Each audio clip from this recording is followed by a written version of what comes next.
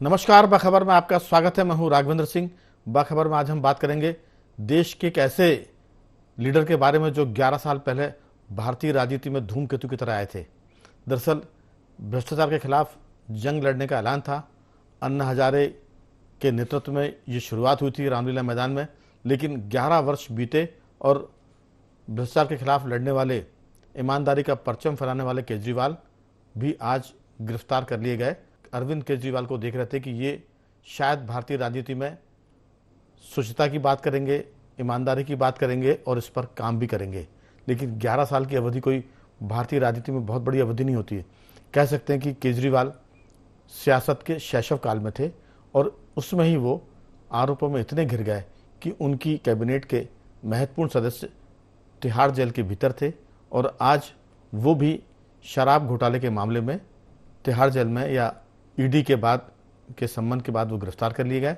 तो ये किसी के लिए सुखद होगा, लेकिन भारतीय राजनीति में जो सफाई की उम्मीद कर रहे थे उन देशवासियों के लिए आज एक दुख का दिन है, जिसकी उम्मीद लोगों को पहले से थी। लेकिन चर्चा ये भी है कि ईमानदारी और बेईमानी अपनी जगह है, लेकिन जिस ढंग से वो सीए के बारे में, यानी जो सीए सरकार ने लागू किया था उस पर जिस ढंग से उन्होंने कहा था कि पाकिस्तानी आएंगे और भारत में या दिल्ली में कानून व्यवस्था को एक तरह से धता बता देंगे। वो उन्होंने कहा था कि लूट होगी, बलात्कार होंगे, चोरी होंगी इस कानून के आने से। तो ये बहुत सारी बातें जिस पर हम विस्तार से बात करेंगे कि आखिर कब तक खैर मनाते केजरीवाल। हम ये भी कह सकते हैं कि बकरे की माँ कब तक खैर मनाती, लेकिन ये थोड़ा सा ठीक नहीं लगता। लेकिन कब तक खैर मनाते केजरीवाल, क्योंकि वो गिरफ्तारी ना हो इसके लिए अदालत की शरण में भी गए थे और उन्होंने कहा था कि ईडी के सामने जाने में उन्हें कोई दिक्कत नहीं है, लेकिन इस बात की गारंटी मिल जाए कि उनको गिरफ्तार नहीं किया जाएगा। और इस बात से अदालत ने एक तरह से किनारा किया और जब ईडी उनके पास पूछताछ के लिए गई तो इसके बाद उनको गिरफ्तार किया गया, उनको जेल के भीतर जाना पड़ा। विस्तार से बात की आखिर बहुचर्चित घोटाला ही कोई वजह है या और भी इसके बहुत सारे कारण हैं और भारतीय राजनीति पर इसका क्या असर हो, क्योंकि लोकसभा के चुनाव शुरू हो गए, नामांकन पत्र दाखिल हो गए, तारीखें आ चुकी है और ऐसे में केजरीवाल का जेल में जाना देश की राजनीति को कितना प्रभावित करेगा, दिल्ली को कितना प्रभावित करेगा, पंजाब की सियासत में कितना असर डालेगा और वो जो बातें कर रहे थे मोदी के खिलाफ, भाजपा के खिलाफ, उसका क्या असर होगा। चर्चा के लिए मौजूद है हमारे साथ स्टूडियो में हमारे वरिष्ठ पत्रकार साथी योगीराज योगेश जी, स्काइप पर जुड़ गए हैं वरिष्ठ पत्रकार साथी देवदत्त दुबे जी और सामाजिक सरोकार से जुड़ाव रखने वाले सामाजिक कार्यकर्ता रमेश सिंह जी टेलीफोन लाइन पर हैं। चर्चा की शुरुआत करता हूं योगीराज जी आपके साथ कि ये जो सारा मामला है, अरविंद केजरीवाल, मैंने शुरुआत में कहा था कि भारतीय राजनीति में धूमकेतु की तरह आए थे और वो बहुचर्चित राजनीतिक बनकर आए थे क्योंकि वो कहते थे कि मैं लिखा पढ़ा हूँ और बाकी प्रधानमंत्री तक कम लिखे पढ़े हैं। क्या लिखने पढ़ने का कोई ताल्लुक है ईमानदारी से? अभी हम कोई सर्टिफिकेट नहीं देते कि बेईमान कौन है, ईमानदार कौन है, लेकिन इस बात की तो अब तस्दीक हो गई है कि जो शराब घोटाला था उसमें कहीं ना कहीं तार केजरीवाल के जुड़े। हालांकि उन्होंने अपनी किसी भी सरकारी फाइल पर वो दस्तखत नहीं करते थे, लेकिन 100 करोड़ का लेन देन हुआ है और ये बात सामने निकल कर आई है पूछताछ में। आपकी राय, केजरीवाल का क्या होगा, चुनाव में कितना असर पड़ेगा? और जो लोग भारतीय राजनीति में उम्मीद लगाए थे कि कुछ ईमानदारी की झलक देखने को मिलेगी, तो केजरीवाल और उनकी टीम 11 साल में सियासत में कितनी ईमानदारी लेकर आ पाई, कितना आपने उसको महसूस किया? आपकी राय। देखिए, अरविंद केजरीवाल जिस ईमानदारी की बात करते थे वो उनके कभी उनके एक्शन में, कभी उनके कार्य प्रणाली में वो दिखा नहीं। ये केवल ईडी का ही मामला नहीं है या शराब नीति का ही मामला नहीं है। आम जीवन में भी वो जब सत्ता में आए थे तो ये कहते थे कि मुझे बड़े बंगले की क्या ज़रूरत है, 4 कमरों का एक मकान मुझे सफिशिएंट है। और जब उन्होंने अपना बंगला बनवाया जिसको शीश महल ऑपरेशन नाम दिया गया, तो लोग दांतों तले उंगली दबाने लगे। 8-8 करोड़ के कमोड लगाए, 2-2 करोड़ के पर्दे लगे वहाँ, और पूरी तरह से उसको बिल्कुल वातानुकूलित, जो कि रिमोट कंट्रोल से जिसके दरवाजे खुलते थे। तो ऐसी बात तो कह के राजनीति में नहीं आए थे केजरीवाल जी। वो तो ये कह के आए थे कि मैं राजनीति की भ्रष्टाचार की गंदगी को दूर कर दूंगा। और जो संवैधानिक संस्थाओं पर जो उस समय लोग सवाल उठाते थे तो ये कहते थे कि संवैधानिक संस्थाओं की इज्जत हर पार्टी को करना चाहिए। यदि कहीं से समन मिला तो उस समय पेश क्यों नहीं होते ये कांग्रेस के और अन्य दलों के नेता। और इत्तेफाक आप देखिए कि ईडी ने केजरीवाल को नौ समन दिए, बावजूद उसके वो आनाकानी करते रहे पेश होने के लिए। तो ये तो पहले ही तय हो गया था कि ये एक ना एक दिन जाएंगे ज़रूर, लेकिन बस यही है कि कितना टाइम उसमें लगेगा, क्योंकि इस मामले में जितने नेता आम आदमी पार्टी के जेल गए वो जेल से बाहर नहीं आ पाए। और ये कोई पॉलिटिकल प्रेशर के कारण नहीं है, ये लीगल प्रोसेस की वजह से। भाई इन्होंने 3-3, 4-4, 5-5, 6-6 सुप्रीम कोर्ट में बेल लगाई है मनीष सिसोदिया ने, लेकिन सारी बेल उनकी खारिज कर दी गई। ये भी अरविंद केजरीवाल खुद पहुंचे हाई कोर्ट कि साहब मैं पेश तो हो जाऊंगा, लेकिन मुझे कम से कम गिरफ्तारी से छूट दी जाए। और जब ये तर्क वहाँ दे रहे थे तभी हाई कोर्ट ने ये निर्देश दिए कि अभी इनकी याचिका खारिज करने के हाई कोर्ट ने निर्देश दिए।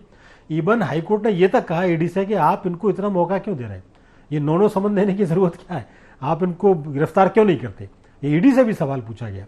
और वैसे भी एक प्रोसेस है कि आप एक आदमी को इतना समन दे रहे हो और उसको गिरफ्तार नहीं कर रहे, तो इनकी गिरफ्तारी तो बहुत पहले हो जानी चाहिए थी। दूसरी महत्वपूर्ण बात है कि यदि मान लो केजरीवाल निर्दोष है या उनका इस घोटाले से कोई संबंध नहीं, तो वो जाके कोर्ट में ईडी के सामने पेश होते और अपने तर्क रखते। इसके बाद भी हाई कोर्ट और सुप्रीम कोर्ट का दरवाज़ा खुला हुआ था, लेकिन वो खुद जाके हाई कोर्ट पहुंचे और मांग करने लगे। और बहाने और तर्क ऐसे ऐसे कि लोगों को हंसी आने लगे। अब पहली बार जब ईडी ने समन दिया तो वो कहने लग गया कि साहब चुनाव की वजह से हम नहीं आ पाएंगे, अभी मैं विपश्यना में जा रहा हूँ इसलिए नहीं आ पाऊंगा। तो कल्पना कीजिए कि यदि मान लो कोई छोटा मोटा आदमी या आम नागरिक इस तरह के तर्क कोर्ट में देता तो क्या उसकी बात सुनी जाती? क्या उसको इतने मौके मिलते जितने केजरीवाल को मिले? कई बार उत्तर के दे रहे हैं साहब लोकसभा चुनाव आ गया और हमारी पार्टी बहुत इंपॉर्टेंट रोल प्ले कर रही है इस लोकसभा चुनाव में, इसलिए हमें गिरफ्तारी तो की जाए लेकिन 2 महीने का समय दिया जाए। तो मतलब ऐसी ऐसी लॉजिक मुझे समझ में नहीं आता कि कोर्ट में ऐसे बचकाने तर्क कैसे दिए जा रहे हैं और कैसे वो ठहर रहे हैं। आखिर ये हुआ कि हाई कोर्ट ने सख्त रुख अपनाया और अरविंद केजरीवाल की याचिका खारिज की और परिणाम सबके सामने, आज रात को उनको शाम को गिरफ्तार कर लिया गया। वो तो ये भी था कि जिनके खिलाफ आरोप लगते थे उनकी पार्टी के नेताओं के खिलाफ, वो कहते थे कि ये तो बहुत ईमानदार है और मैं बताता हूँ कि इनसे ज़्यादा ईमानदार कोई नहीं है।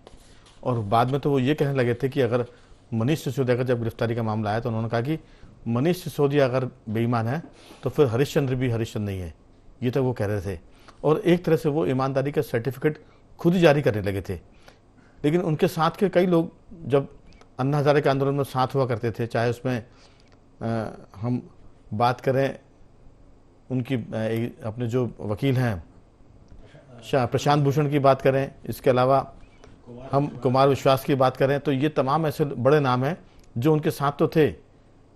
योगेंद्र यादव जी की बात करें, वो साथ थे, एक एक करके साथ छोड़ गए। और उन्होंने जो एलिगेशन लगाए वो सब ने कहा कि ये अन्ना हजारे के आंदोलन के खिलाफ काम कर रहे हैं। और एक बार तो अन्ना हजारे ने भी कहा कि मैं इस बात से दुखी हूं कि मेरे आंदोलन से केजरीवाल जैसा लीडर निकला और वो देश में उनकी मंशा के खिलाफ काम कर रहा है। तो बहुत सारी बातें हैं। अब तो लोग हंसी मजाक में कहते थे कि जितने आरोप केजरीवाल की टीम पर लग रहे हैं, मंत्रिमंडल पर लग रहे हैं, ऐसा ना हो कि उनकी अगली कैबिनेट की बैठक तिहाड़ में हो। तो अब मुख्यमंत्री भी वही हैं, उप मुख्यमंत्री भी वही हैं और उनके साथ के मंत्री शतरंज जैन की बात करें वो वही हैं, उनकी पार्टी के जो राज्यसभा सदस्य हैं संजय सिंह वो भी वही हैं। तो एक लंबी फहरिस्त है। उनके साथ जुड़ी साउथ के पूर्व मुख्यमंत्री की बेटी कविता वो भी अब तिहाड़ में ही है। तो ये बहुत सारी बातें। 17 नवंबर 2021 को केजरीवाल जी ने शराब नीति लागू की थी, आबकारी नीति, और उसी के बाद से विवाद होना शुरू हो गए थे। इसमें तत्कालीन मुख्य सचिव ने भी गड़बड़ी को पकड़ने का दावा किया था, लेकिन हर बार ये मामले एक तरह से केजरीवाल हवा में उड़ाते रहे। लेकिन 9 ईडी के नोटिस के बाद जब हाईकोर्ट ने कहा कि हम इस बात की गारंटी नहीं देंगे कि आपकी ईडी गिरफ्तारी करे या ना करे, तो एक तरह से बच्चों जैसी बात थी कि अगर टीचर पिटाई कर रहा है, प्रिंसिपल पिटाई कर रहा है, तो फिर आप बड़े अधिकारी के पास पहुंच जाओगे, साहब इनसे मुझे बचाइए। लेकिन अंततः गिरफ्तार होना पड़ा। इसके बहुत सारे निकलेंगे, कई सारे नेतार्थ निकलेंगे। लेकिन अभी तो मेरा मानना है कि जो लोग राजनीति में सफाई की बात करते थे वो दुखी होंगे। अलग बात है कि उनका लीडर ही बेईमान निकल गया अभी तक आरोपों के मुताबिक। देवदत्त जी, आपका इस पूरे मामले में क्या कहना है? देखिए राघवेंद्र जी, ये जब अन्ना आंदोलन चल रहा था और जिस तरह से आप पार्टी उभरी आई, बाद में कितनी उम्मीदें थी लोगों की उस समय कि ऐसी बातें हो रही थी कि एक तरह से राजनीति में स्वच्छता का अभियान शुरू हो जाएगा, एक आदर्श सरकार, एक ऐसी सरकारें बनेंगी जो जिसकी जनता चाहती है, देश को जैसी जरूरत है। लेकिन वो सरकार में भी आते ही उन लोगों को पहले किनारा किया जिनका भी आपने जिक्र किया, जो थोड़े से ईमानदारी की बात कर रहे थे। और फिर बाद में जितनी चीजें हुई, वो चुनाव जीतने के लिए उन्होंने जो सबसे बड़ा रेवड़ी कल्चर देश में लाए हैं, वो दिल्ली और पंजाब में उसमें सरकार भी बनाने में सफल हो गए।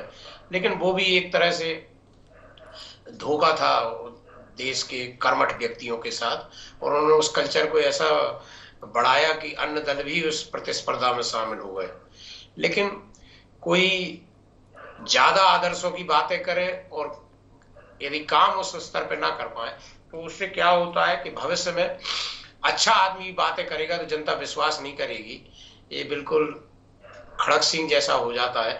ये ठगने का काम जो राजनीति में हो रहा, कुछ लोग भेष बदल के, कुछ लोग भगवाधारी, कुछ लोग जातियों के, कुछ लोग धर्म के और कुछ लोग ईमानदारी, नैतिकता, चरित्र के, ये जो राजनीति में भेष बदल कर वोट की डकैती करने का सिलसिला शुरू हुआ, ऐसे सब चीजें खुलना चाहिए उन सब राजनीतिज्ञों की जो कहते कुछ हैं और करते कुछ हैं, और उन सबको जेल के अंदर होना चाहिए, जिससे भविष्य में कोई भी राजनीति में इस तरह की छल कपट और षड्यंत्र की राजनीति ना करे, पुरुषार्थ की, कर्म की राजनीति करे और एक पारदर्शिता की राजनीति करे जिसकी कथनी और करनी में भेद ना हो। क्योंकि आम जनता को क्या समझे, जो सुनती है, देखती है, उसी को मान लेती है, तो वो उसकी भी गलती नहीं, कई बार समझने में देरी हो जाती है। और बहुत सारे ऐसे संत भी हुए जिनको मंदिरों में लोगों ने फोटो रखी और बाद में वो जेल गए, तो ऐसे भी ठगी हो जाती है। तो ये जो छल कपट और पाखंड का दौर है, ये खत्म होना चाहिए और इन सबको अंदर होना चाहिए। और भी नेताओं की जांच होना चाहिए, देश में किसी भी दल के हो, किसी भी राज्य के हो, और उन सबको अंदर होना चाहिए। क्योंकि आजादी के इन 75 सालों में हम यदि ये भी न कर पाए तो फिर क्या, ऐसी ठगी हर बार होती रहेगी। भेड़िया जैसा भेष बदल बदल के लोग आएंगे और ठगी करके ले जाएंगे। तो अब समय आ गया है कि इन चीजों को बहुत बारीकी से लिया जाए, बदमाशों को अंदर किया जाए, और जो ईमानदार नैतिक आदमी है बिल्कुल उनको तवज्जो मिले, वो देश में राज करें। बिल्कुल आपने ठीक कहा। लेकिन 11 साल पहले हमने अन्ना हजारे के आंदोलन का जिक्र किया कि उस आंदोलन की उपज थे केजरीवाल, और ये भी कहा था कि देश का जब आज़ादी का आंदोलन था उसकी उपज कांग्रेस थी।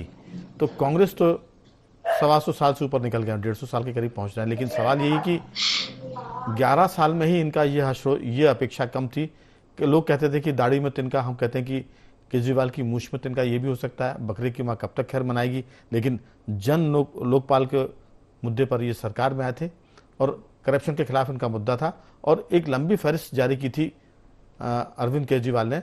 उस फहरिस्त में कांग्रेस और दीगर पार्टियों के बड़े नेताओं के नाम थे और कहा था कि इन सबको अंदर होना चाहिए, ये सब भ्रष्ट और बेईमान है।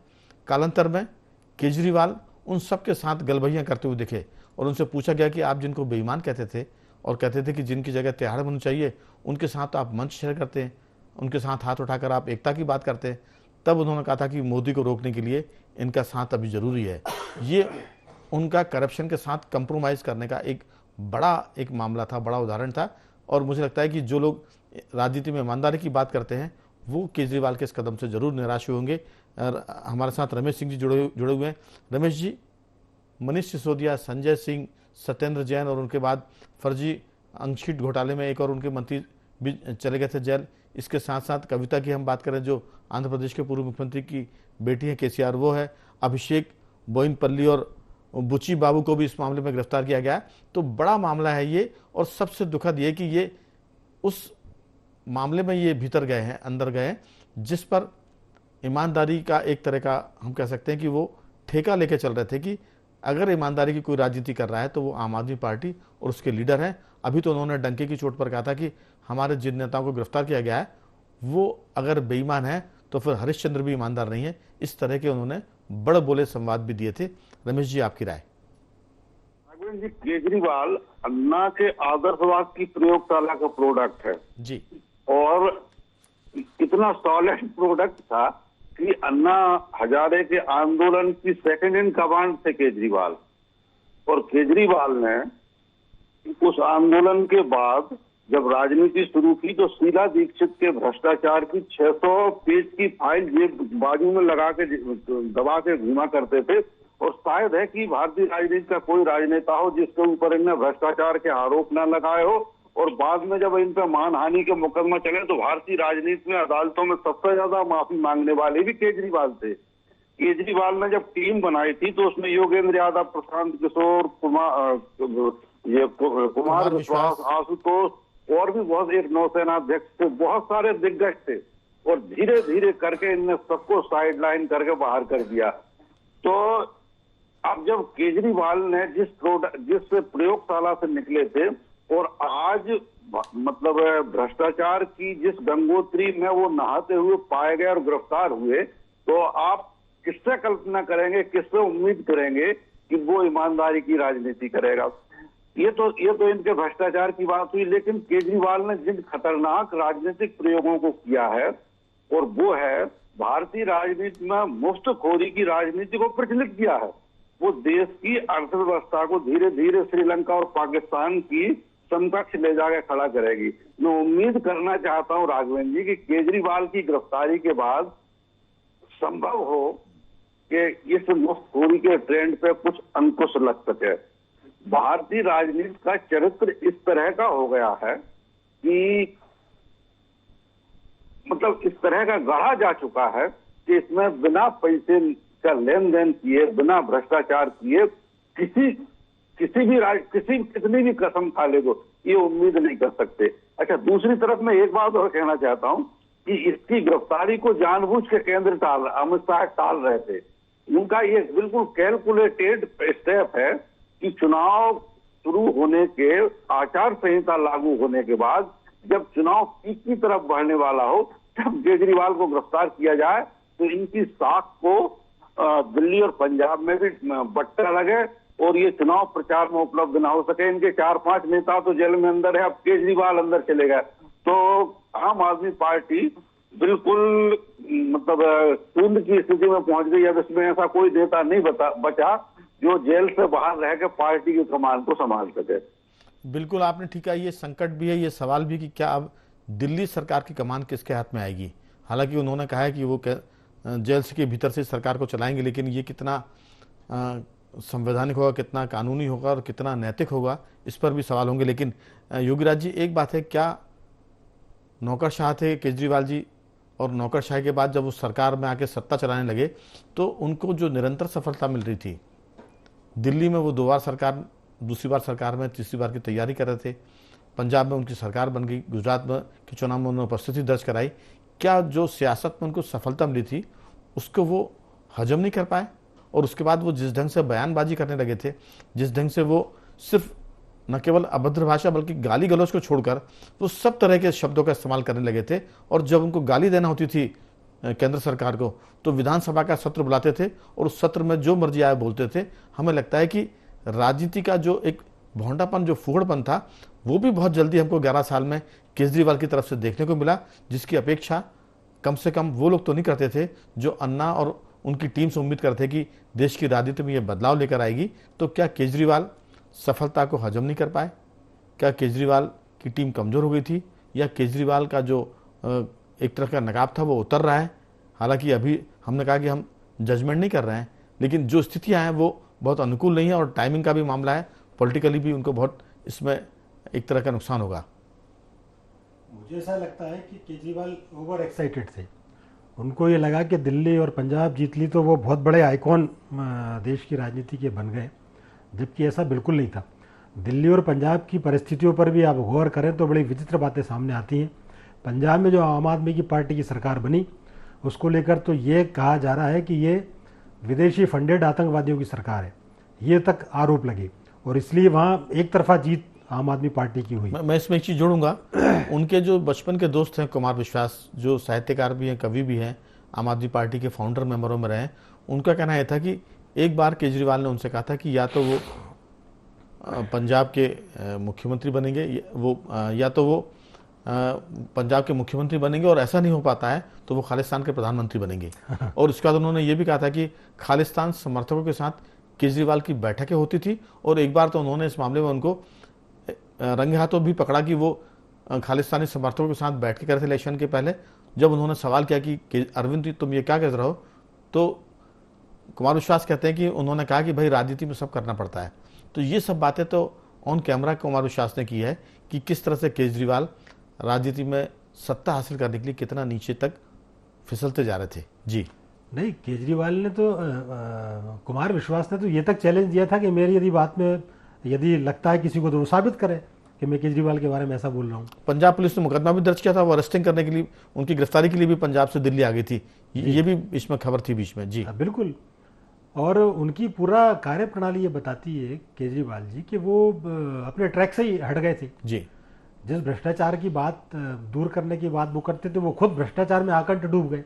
और इसके बाद उनकी वर्ताव शैली, उनका व्यवहार ऐसा कि वो प्रधानमंत्री पर इस बात पर आरोप लगा रहे हैं कि ये तो चौथी पास आदमी है, ये तो कम पढ़े लिखे आदमी है, हम हैं पढ़े लिखे, हम ईमानदार, हम हाईली एजुकेटेड। तो इस तरह की बात किसी भी राजनेता को शोभा नहीं देती, क्योंकि देश की राजनीति में राजनेता बनने के लिए पढ़ाई कोई क्राइटेरिया ही नहीं है। और आप बार बार उनको डेरोगेंटली और बेईमानी ईमानदारी का पढ़ाई से, डिग्री से कोई मतलब नहीं है। ऐसा नहीं है कि जो कम पढ़ा लिखा आदमी वो समझदार नहीं होगा, और ऐसा भी नहीं कि जो बहुत पढ़ा लिखा डिग्रीधारी है वो मूर्ख नहीं होगा, क्योंकि पढ़ाई अलग चीज़ है और समझदारी दूसरी चीज़ है। बिल्कुल सही बात है। उसका एक उदाहरण मध्य प्रदेश की राजनीति है। देखो, थोड़ा सा मैं ट्रैक से इधर जा रहा हूँ। जी मध्य प्रदेश में Digvijay Singh ji highly educated, Delhi college से पढ़े हुए इंजीनियर थे। उनसे उम्मीद की जा रही थी कि वो इंफ्रास्ट्रक्चर के मामले में मध्य प्रदेश को ऊपर पहुंचाएंगे। और वहीं शिवराज सिंह चौहान, ठेठ देहाती आदमी, फिलॉसफी से एमए किए हुए, और आप दोनों की कार्यप्रणाली में देख लीजिए आप, जो काम शिवराज सिंह चौहान ने किए वो आज तक मध्य प्रदेश के इतिहास में कोई नहीं कर पाया। तो कहने का अर्थ है कि पढ़ाई से कोई लेना देना नहीं है, आपको व्यवहारिक जो समझ है, लोगों की, लोग क्या चाहते हैं, जनता क्या चाहती है, उसकी पढ़ाई आपके लिए बहुत जरूरी है। और उसमें अभी तक कह सकते हैं कि केजरीवाल थोड़ा सा पिछड़ गए हैं। देवदत्त जी, सवाल यही है कि अब क्या स्थिति बनेगी सरकार की, क्योंकि जो स्थितियां वो तो संकटपूर्ण है। मुख्यमंत्री का जेल जाना, उनके साथियों का जेल में रहना, क्या सोचते हैं आप? बिल्कुल, सरकार की स्थिति जो बनेगी बनेगी, लेकिन आप देखें कि लोकसभा चुनाव मुहाने पे हैं, मतदाताओं को अपना नेता और दल चुनना है। जब इतनी अच्छी बातें करने वाला नेता और दल ऐसा निकला, तो मतदाताओं की इस समय दुविधा कितनी बड़ी रहेगी चयन करने की कि कौन सही, कौन गलत, कौन क्या कह रहा है, कौन क्या कर रहा है। और सरकार तो मुझे यकीन में अब भी जरा भी नैतिकता बची है, तो ये जो इनकी अतिशी मंत्री कह रही हैं कि जेल से चलाएंगे, इनको सबको इस्तीफा और भंग कर देना चाहिए सरकार, कि जो हमारे आधे मंत्री और मुख्यमंत्री जेल में देवदत्त जी, जमाना बदल गया है। हो सकता है कि जेल से निकलने के बाद उनका इस तरह का स्वागत हो जैसे वो देश को आज़ादी की लड़ाई से जिता कर लेकर आए हैं। तो अब चीज़ें बदल गई हैं, नैतिकता के पैमाने बदल रहे हैं। ईमानदारी की बात करके आप सरकार में आइए, फिर आप बेईमानी करने लग जाइए, उसके बाद आप गिरफ्तार हो तो फिर आप दूसरी बात करिए। तो ये छल प्रपंच है, ये इसमें जो जितना माहिर होगा वो आगे जाएगा। रमेश जी के पास आऊँगा। रमेश जी, आपकी कोई टिप्पणी इस पर? नागवेंद्र जी, भ्रष्टाचार की बात तो हो गई, लेकिन मुस्लिम तुष्टीकरण जिसके मुद्दे पे हम और दूसरे राजनीतिक दलों को कोसते रहते हैं, उस मुद्दे पे खासतौर से सीएए के मुद्दे पर केजरीवाल ने जो बयान दिया था, वो भारतीय राजनीति का सबसे घटिया बयान मानता हूँ। उनने उन हिंदुओं को जो इतने प्रताड़ित है पाकिस्तान में, कि उनकी बहन बेटियों को सरेआम उठा लिया जाता है, उनके सामने रेप किया जाता है और उनको कन्वर्ट कर दिया जाता है, और उनको शरण देने के मुद्दे पर उन्होंने जो राजनीति की है, उससे आरजेडी, एसपी और कांग्रेस भी शर्मा गई होगी मुस्लिम तुष्टीकरण के मामले में। बिल्कुल। तो कुल मिलाकर कह सकते हैं कि भारतीय राजनीति में एक अलग किस्म का दौर है।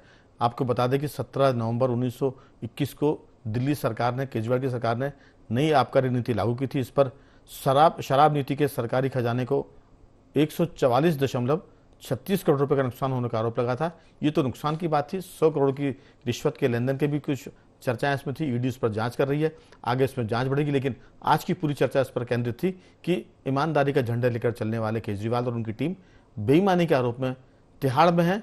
ये भारतीय राजनीति के लिए भी दुखद है। और अब इसके बाद पता नहीं कौन अन्ना आंदोलन होगा, कौन केजरीवाल आएगा और कब इस तरह की बात होगी। लेकिन अभी तो देश इस बात पर चिंतित है कि क्या ईमानदारी की बात करते करते कोई बेईमान इस तरह से हो सकता है। भरोसा नहीं होता, लेकिन तथ्य और सत्य तो यही बता रहा है। आगे इस पर हम फिर और बात करेंगे। तीनों मेहमानों को मैं धन्यवाद करूंगा। योगीराज जी, आपका साधुवाद। देवदत्त जी, आपका धन्यवाद। और रमेश सिंह जी, आपका भी बहुत बहुत साधुवाद कि आपने इस चर्चा में हिस्सा लिया।